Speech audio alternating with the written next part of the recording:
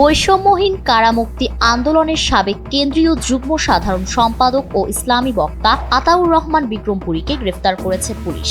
তিনি নরসিংদী থেকে ধরা পড়েন এবং পরে গাজীপুর মহানগরীর টঙ্গী পূর্ব থানা থেকে কাশিমপুর কেন্দ্রীয় কারাগারে তাকে পাঠানো হয়েছে। পুলিশ সূত্রে জানা গেছে, স্বরাষ্ট্র মন্ত্রণালয়ের জারি করা 90 দিনের আটকাদেশের ভিত্তিতে ঢাকা মেট্রোপলিটন পুলিশের সহযোগিতায় আতাউর রহমানকে আটক করা হয়েছে। বুধবার সকালেই তাকে টঙ্গী পূর্ব থানা পুলিশের মাধ্যমে কারাগারে প্রেরণ করা হয়েছে।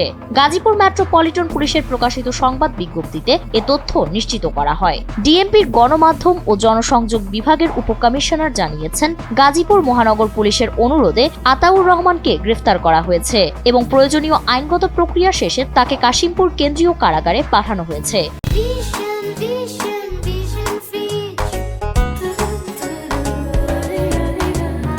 বর্তমানে তিনি কাশিমপুর কারাগার 1-এ রয়েছেন। গেল কয়েকদিন ধরেই নিজের ফেসবুক পেজে গণমাধ্যমে হামলার পক্ষে নানা যুক্তি উপস্থাপন করে আসছিলেন বিক্রমপুরী। সম্প্রতি তিনি ওসমান হাদির হত্যাকারীকে ধরতে না পারায় পুলিশকে ব্যঙ্গ করে পোস্ট করেন। আরেক পোস্টে তিনি বলেছেন, বলল গানম্যান লাগবে, বললাম ম্যানের উপর আস্থা নেই, শুধু গান হলেই চলবে।